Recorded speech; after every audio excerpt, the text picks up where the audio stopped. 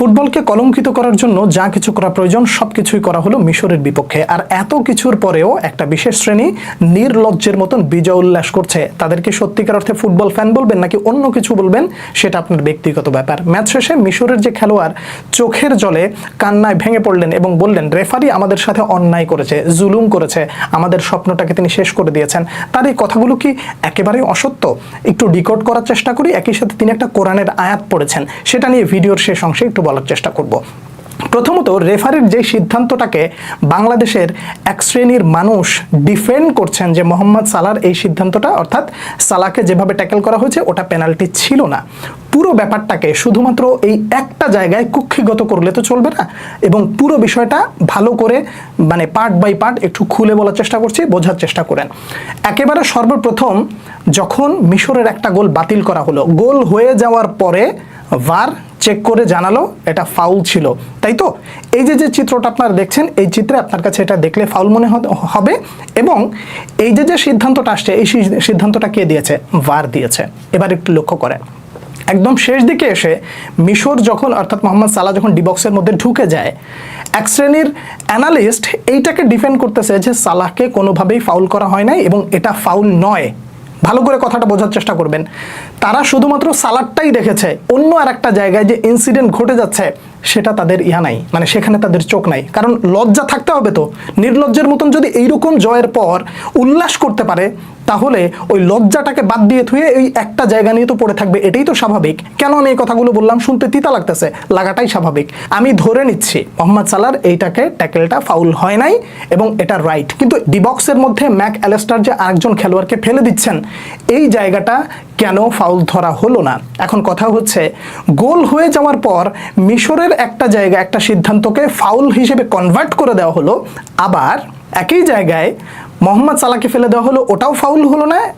তার অন্য পাশে ম্যাক অ্যালেস্টার আরেকজনকে ফেলে দিচ্ছেন ধরে টেনে হিচড়ে, সেটাকেও ফাউল ডাকা হলো না। রেফারি এগুলো দেখেন নাই, খুব ভালো কথা দেখেন নাই, কিন্তু ভার কি করেছে? ভার এই সিদ্ধান্তটা কিভাবে এড়িয়ে যায়? এদিকে গোল হলে গোলের পরে আর ভার চেকিং করার প্রয়োজন হয় না, আবার অন্যদিকে যদি গোল হয় তাহলে ভার চেক করার খুব প্রয়োজন হয়। এইটাকে আপনি কি বলবেন? চুরি বলবেন? এই নোংরামিটা আসলে কোন পর্যায়ের নোংরামি বলবেন? এবং এইটাকে আবার ডিফেন্ডও করছেন এক শ্রেণীর টপ ক্লাস লোক। বাংলাদেশের কিছু অ্যানালিস্ট আছে, এটাকে আবার ডিফেন্ড করে যাচ্ছেন। এখন বলবেন ভাই আপনি বুঝেন না, আপনি বাংলাদেশের একজন ক্রিয়েটর, আপনি কি বুঝেন? আমি তো আসলে বুঝি না। তো আমার যদি কথাটা আপনার ভালো না লাগে, তাহলে যারা খেলেছে তাদের কথাটা মানেন। মিশরের কোচ তিনি সরাসরি বলেছেন আর্জেন্টিনাকে টুর্নামেন্টে টিকিয়ে রাখার জন্য শুধুমাত্র খেলাটা আয়োজন করা হয়েছে, এবং যতক্ষণ আর্জেন্টিনা টিকে থাকবে এতে ফিফার ইনকাম বেশি, এই কারণেই তাদেরকে রাখা হয়। সিদ্ধান্ত আমাদের বিপক্ষে যায়। আজকের দিনে আমরা সেরা ফুটবল খেলেছি, গোটা বিশ্ব দেখেছে আমাদের সাথে কি অন্যায় করা হয়েছে। এখন আপনি বলবেন ভাই এটা তিনি হেরে গেছেন বিধায় এই ধরনের কথাবার্তা বলছেন, হেরে যদি না যেতেন তাহলে এই কথাগুলো বলতেন না। ঠিক আছে, ম্যাচ যেহেতু শেষ, ম্যাচের পরে ফুটবল নিয়ে যারা সবসময় কথাবার্তা বলেন, তাদের মধ্যে যদি কেউ এই ধরনের বিষয়গুলো তুলে ধরেন, তাহলে কি আসলে বিশ্বাস করবেন না? আমাদের বাংলাদেশের আমার কথাই আপনি বাদ দেন, আমার কথাটা আপনার ভালো লাগলো না, না লাগতেই পারে, কিন্তু দেশের বাইরে যারা ফুটবল নিয়ে পড়ে থাকে তারা যদি বলে, তাহলে সেটাকে আপনি অস্বীকার করতে পারবেন? জেমি কারাগার তিনি কি বলেছেন? ভারের কারণে মিশরের যেই গোলটা বাতিল করা হয়েছে, এই গোলটা যদি অন্য কোনো দলের বিপক্ষেও হতো তাহলে এটা গোল হিসেবেই ধরা হতো। আপনি যদি ইংলিশ প্রিমিয়ার লিগ বা অন্য কোনো লিগের কথা বলেন, সেখানে যদি ভার চেক করা হতো তাহলে এটা গোল হিসেবেই গণ্য হতো। এখন তার কথাটা আপনি কিভাবে ফেলে দেবেন? ওনার কথাটাকে আসলে আপনি ফেলে দিতে পারেন? এই যে জেমি কারাগার যে কথাটা বললেন, তারপরে স্প্যানিশ একজন জার্নালিস্ট তিনি পরিষ্কারভাবে আরও একটা কথা বলেছেন, কাতারে যেটা ঘটেছে সেটাই কি যথেষ্ট নয়? আর্জেন্টিনাকে ফিফা সহযোগিতা করছে, এটা বন্ধ করা উচিত। এই যে একজন জার্নালিস্ট বললেন, তারটাও কি আপনি ফেলে দিতে পারবেন? আচ্ছা, জার্নালিস্টের কথা বাদ দিলাম, এবং যারা মোটামুটি কমেন্ট্রির সাথে যুক্ত আছেন এবং ফুটবল অ্যানালিস্ট করেন তার কথাও বাদ দিলাম। একজন সাবেক ফুটবলার জালাতান ইব্রাহিমোভিচ তিনি যে কথাটা বলেছেন, সেটাকে কি আসলে আপনি কোনোভাবেই ছোট করে দেখতে পারবেন? তিনি বলেন, আমি বুঝতে পারি না কেন ফিফা আর্জেন্টিনাকে এত বেশি সুবিধা দেয়। মিশরের একটা গোল বাতিল হয়েছে, আবার আর্জেন্টিনাকে বিশ্বকাপের 12টা ম্যাচে, অন্তত শেষ 12টা ম্যাচে 8টা পেনাল্টি করার সুযোগ করে দিয়েছে। এটা আসলে সবাই বা অন্যান্য দেশ কেন মেনে নেয়? জালাতান ইব্রাহিমোভিচের এই কথাটাকেও কি আসলে আপনি বাদ দিয়ে দিবেন? আপনি গোটা বিশ্বের যত জার্নালিস্ট আছে সবার আপনি মন্তব্যটা দেখেন, অধিকাংশের মন্তব্যটাই যদি আপনি মনে করেন যে না একদিকে যাচ্ছে, তাহলে আপনাকে মেনে নিতে হবে যে এইখানে কিছু একটা ঘটেছে। আর এই যে কিছু একটা ঘটলো, এই ঘটাটাকে আপনি মেনে না নিয়ে ডিফেন্ড করে যাচ্ছেন কোন দিক দিয়ে? মোহাম্মদ সালাহর ওইটা কোনোভাবেই পেনাল্টি ছিল না, ওটা ফাউল ছিল না, আপনি ওইটাকে ডিফেন্ড করছেন, কিন্তু অন্তরালে আরও একটা জিনিস ঘটে যাচ্ছে, সেটার দিকে আপনার দৃষ্টি নাই। মানে শিরোপাটা যখন আপনাদের হাতে আসে তখন আপনাদের চোখের সামনে আর কোনো কিছু থাকে না, সব কিছুই সোনালি। আর যখন একটু ঘুরে যায় তখনই অনেক কিছু আপনাদের মতের বিরুদ্ধে চলে যায় এবং আপনারা সেটাকে হজম করতে পারেন না। এই যে মিশরের যে লোকটা, মানে খেলোয়াড়, যে শব্দগুলো উচ্চারণ করেছেন, এই শব্দগুলোর উচ্চারণের আগে আরও একটা বিষয় বলে যাই। ভিনিসিয়াসের, মানে এই বিশ্বকাপের চলতি আসরে ভিনিসিয়াসের একটা গোল বাতিল করা হয়েছে না? হয়েছে তো। সেটাকে আপনি বা অধিকাংশ আর্জেন্টাইন ফ্যানদেরকেও যদি আপনি জিজ্ঞাসা করেন, তারাও বলবে যে এটা কোনোভাবেই গোলটা বাতিল করা যায় না। ভিনিসিয়াসের ওই কাণ্ডটা গেল। এরপরে আপনি একটা জিনিস ভালো করে দেখেন, ইউএসের একজন খেলোয়াড়কে লাল কার্ড দিয়ে বের করে দেওয়া হয়েছে এবং সেটা ভ্যালিড।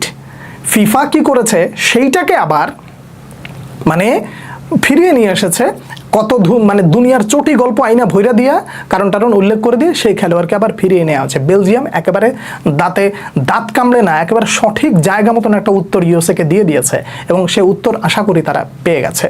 দেখেন, মিশরের ম্যাচ, আর্জেন্টিনার সাথে মিশরের ম্যাচটা শেষ হয়ে যাওয়ার পর যখন কলম্বিয়া এবং সুইজারল্যান্ডের মধ্যকার খেলা হয়, তখন গ্যালারিতে বসে নির্লজ্জ, ইতর, ছোট লোক, এই অসভ্য ফিফা সভাপতি, তিনি এবার মিশরের পতাকাটা নিয়ে নির্লজ্জের মতন দাঁড়িয়ে গোটা বিশ্বকে দেখাচ্ছেন, দেখেন আমি এটা করি, কি বলে, আমি মিশরের অনেক সাপোর্ট। কিন্তু এই নির্লজ্জটা বাংলাদেশের এই যে মানে যারা মানে সালার এই গোলটাকে বা এটাকে ডিফেন্ড করে যাচ্ছে, এই নির্লজ্জদের মতন ফিফা সভাপতির এই যে নির্লজ্জতা, ভালো করে একটু দেখেন।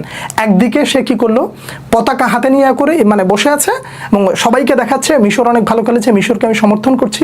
আর খেলা চলাকালীন সময়ে যখন আর্জেন্টিনা গোল করে ইয়া করে ফেলেছে, কামব্যাক ডান করে ফেলেছে এবং জয়টা নিশ্চিত হয়েছে, তখন গ্যালারিতে বসে বসে তিনি আনন্দ উল্লাস করছেন। যখন আর্জেন্টিনা পিছিয়ে পড়ছেন, তখন তিনি মনের দুঃখে চোখ মুখ মানে ভাঁজ টাচ করে একদম বেকায়দা অবস্থা হয়েছে। আপনি কোনটাকে আসলে আপনি মানে সমর্থন করবেন? এই সব কিছুকে যদি আপনি সমর্থন করেন, তাহলে আপনাকে আসলে ফুটবল ফ্যানদের কাতার থেকে বের করে দিয়ে আপনাকে একটা বিশেষ মানে দলের সমর্থক হিসেবেই বলতে হবে, এর বাইরে অন্য কিছু বলা যায় না।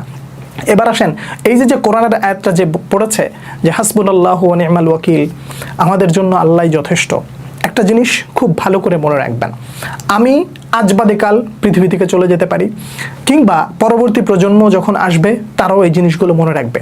আপনাদের কাছে একটা খোলামেলা আলাপ বলে যাই, আর্জেন্টিনা ইংল্যান্ডের সাথে যে অন্যায়টা করেছিল, অর্থাৎ ম্যারাডোনা ওই যে হাত দিয়ে গোল দিয়ে যে অন্যায়টা করেছিল, ইংল্যান্ডের সাথে যেই আচরণটা করেছিল ম্যারাডোনা, সেটার জন্য তারা একটা দীর্ঘ সময় কিন্তু পস্তাইছে এবং মানুষের কাছে আজ অবধি চোরের লকব হিসেবে তাদেরকে মোটামুটি মানুষ পরিচিতি দেয় এবং একই সাথে তাদের অর্জনকে মানুষ খাটো করে দেখে। আর মিশরের সাথে যেটা হলো, এগুলোর জন্য আর্জেন্টিনা দীর্ঘদিন পস্তাবে।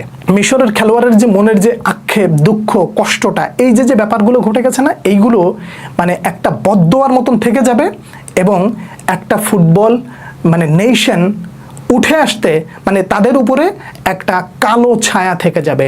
ইংল্যান্ডের সাথে যে আচরণটা করেছিলেন, ওইটার পরে আপনাদের উপরে যে একটা কালো ছায়া ছিল, মানুষের ভেতর থেকে বদদোয়া ছিল, খারাপ লাগা ছিল, আশীর্বাদ ছিল না, ঠিক একই জিনিসটা মিশরের সাথে ঘটার পর এবং ফিফা যেইভাবে সহযোগিতা করে যাচ্ছে আর্জেন্টিনাকে, তাদের উপর থেকে একটা কালো ছায়া থেকে যাবে। পরবর্তী প্রজন্মকে তারা মানে পরবর্তী প্রজন্ম, যেমন আমরা ম্যারাডোনার ব্যাপারটা নিয়ে মানে আলোচনা করি, পরবর্তী প্রজন্ম ম্যারাডোনা সহ এই জিনিসগুলোকে চুরি হিসেবে আখ্যা দিবে যে ফিফা একটা দলকে বিশেষ মানে ক্ষমতায়নে বিশেষ আচরণের কারণে ফিফা একটা দলকে সুবিধা দিয়েই তাদের অর্জনের ঝুলিটাকে মোটামুটি আলাদা করা হয়েছে। ক্রিশ্চিয়ানো রোনালদোকে নিয়ে মেসির সাথে যে ডিবেটটা চলে, এই ডিবেট নিয়ে পরবর্তী মানে পরের ভিডিওতে আমি কিছু একটা আলোচনা করার চেষ্টা করছি, সেটা অবশ্যই দেখবেন।